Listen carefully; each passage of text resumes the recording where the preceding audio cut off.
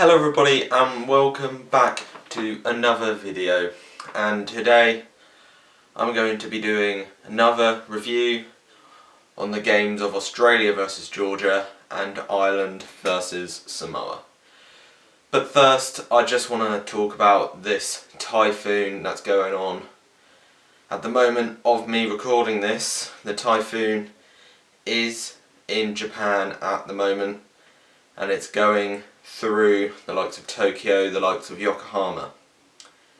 In my opinion, I think it was the right decision to cancel the games between England and France and New Zealand versus Italy.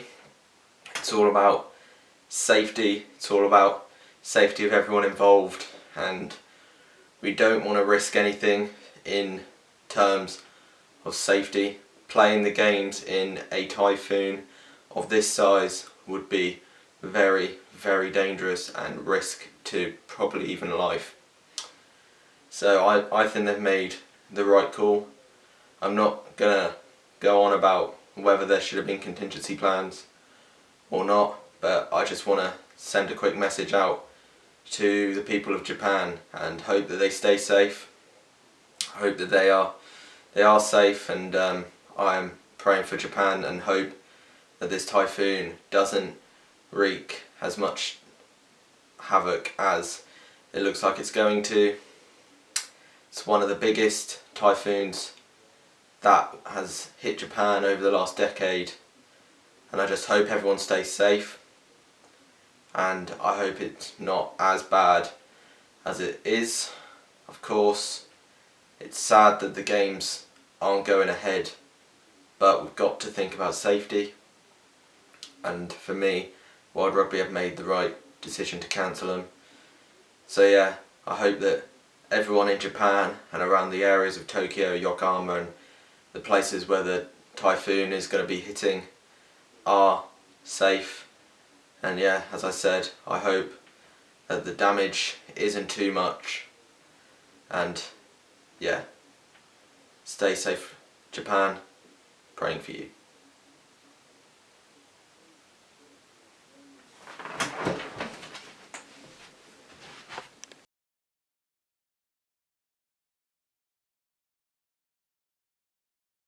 We start off then with Australia versus Georgia, a game played in Shizuoka in terrible conditions just before the storm. Of course, it was chucking it down and horrible conditions to play in, but the game overall wasn't very exciting. It was quite dull, a lot of mistakes from both sides, with Australia making a lot of handling errors, forward passes, knock-ons, etc. Georgia, they've made the most tackles in a World Cup game this tournament. I think it was around 227 tackles in the whole game, which is exceptional considering they only conceded 4 tries, I think, which is exceptional, and they made over 100 tackles in the first half and they only conceded 2 tries, so it was very good work from the Georgians. In the end, they played well, they defended very well, and I think they gave Mamuka Gorgodze, of course, their big game player, a big farewell and a big send-off. Of course, they would have liked it to be a win, but they were playing Australia. Don't think they were ever going to get a win against Australia, but they did push them very close. I think Australia have had the same issue. They started very slowly, and I don't think they actually picked up any momentum. I think they struggled, both teams struggled to get any sort of momentum in the game with the amount of knock-ons there were, which is always going to be the case. There were a load of them, a load of knock-ons from both sides, but yeah, in the end the Aussies managed to go over and get the 5 points that were needed.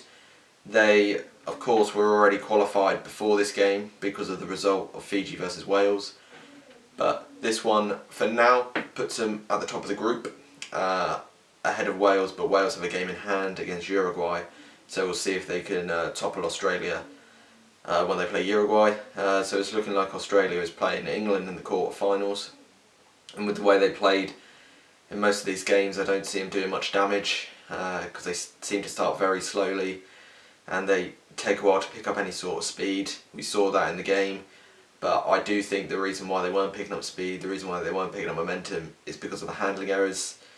Teams do train in these conditions, they do train for this sort of weather, and they were beforehand, before the World Cup as well, so really they should be knowing how to keep the ball in hand in these sort of conditions. Didn't look like Australia remembered how to, but yeah, they ended up winning in the end. They did the job that they needed to do. I don't think they'll take a lot of confidence going into the quarterfinals through that, but it's a win and it's a momentum builder. As much as it wasn't a good win, it is a momentum builder, and that's good going into a big quarterfinal against the English. With the Georgians, they can go home happy. They've had a bit of a mediocre tournament. Of course, they didn't play that well against Fiji. They played well against Uruguay. They played well in parts against Wales. But in this game, they did play well for the full 80 against Australia. And I was shocked to see how well their fitness was in the whole game, because the amount of tackles they put in against the Aussies was unreal. They put in so many tackles, and in the end, they managed to keep them only to 4 tries. And yeah, Australia got some late tries in, and that's probably because of fatigue from the Georgians, but you've got to give it to them. Their display was good, their defensive display was good, but they didn't show anything in attack. I don't think they have really in this World Cup. They haven't shown much in attack. The only time they've shown anything in attack is through their forward play, through the maul, through the scrum. But other than that, they haven't really shown anything in attack. But yeah, they didn't manage to get that 3rd spot of Fiji in the end. They did finish 4th in the group, unfortunately for the Georgians. But so they will have to qualify for the next World Cup, but I would expect them to do so. But yeah, I think I don't think it's as good as 2015 was, but it was a tough group, so that's to be expected. But I think they can go home happy with how they performed against Australia, how they performed against Wales, because they have shown themselves to be a decent side, especially in the defensive terms of things. If they can just up their attack a little bit, add a bit more intensity to attack, and not just be so static as they were, they might be able to move forward and score some more tries and come closer to those Tier 1 nations. But for now, yeah, I think Georgia did alright, and they can leave with their heads held high.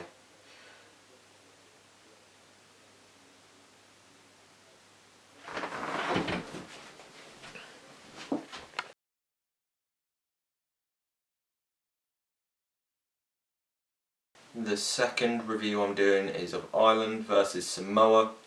Now this one shouldn't really last very long in terms of review, because for me there wasn't really much in the game. Ireland came into it needing a win. 5 points would seal quarter-final spot, and they got that. They did the job. They got the 5 points against the Samoan side, who didn't really turn up. But this was a good performance from an Ireland point of view in terms of confidence, because after the last 2 games where they weren't as good, they come into this one needing a good performance to really up the confidence of the nation, and they delivered. It was a solid performance from all players for Ireland, maybe except for Bundyaki, who got a red card for a high tackle, shoulder to head tackle. Apart from him, everyone else played a blinder for Ireland, really, and there were a few issues, there were a few knock-ons, handling errors, but you're going to get that. If you saw what the weather was like in that game, when it was torrential, the rainfall was horrific, and the wind was there as well. Of course, it was during the Typhoon, but Fukuoka, where they were playing, was just slightly too far away from the Typhoon, so that's why they played it. But the conditions were always going to cause knock-ons and things like that, and they did.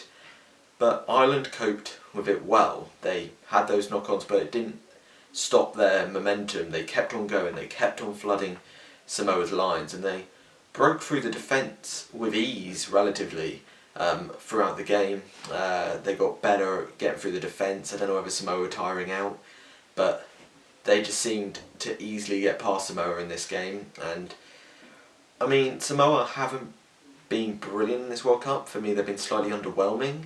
But they did play well against Japan, and I was expecting a bit of confidence for this game for them, but you couldn't see it. But I think it was almost, the Samoa performance may have been bad, but I think it was just due to the good Irish performance that just stopped the Samoans from getting any momentum, stopped them from getting in the game, and plus the knock-ons and all that, and the penalty count that Samoa were putting against the Irish was awful. There was so many knock-ons, so many penalties against Samoa. It's kind of been what their tournament's been like, to be honest. A lot of penalties and a lot of knock-ons against them.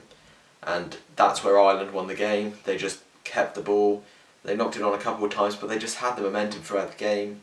Even in the red card period, they had the momentum, and they just stopped Samoa, and it was just a really good performance from the Irish. And I feel like that's what they needed going into the quarterfinals, because they needed a performance after two relatively bad performances against Japan and Russia respectively. They needed a good performance to boost confidence going into a massive quarter-final, which looks like it's going to be against New Zealand. Still unsure, but it's looking like it's going to be the All Blacks for the Irish, and that is, they need confidence for that game, because otherwise they are going to get battered by the All Blacks, and I feel like they got that. And they did the job as well. They went into that game, they needed a win, 5 points, get a bonus, and go to the quarterfinals. And they did all three of them with a good performance as well. It's not like it was shaky. It was an overall decent performance, which is good to see from an Irish point of view. And now they go into the quarterfinals with a bit more confidence than they would have. Of course, still a bit shaky in places, but they will definitely take that result as a good thing and definitely help them boost them up. For Samoa though, I think they'll go home relatively unhappy. They've been frustrated throughout this tournament with refereeing decisions going against them, because sometimes decisions go against you. But for me, the Samoan tackling has been reckless throughout this tournament, and it's been dangerous as well. So you can see why they've had yellows and why they've had reds.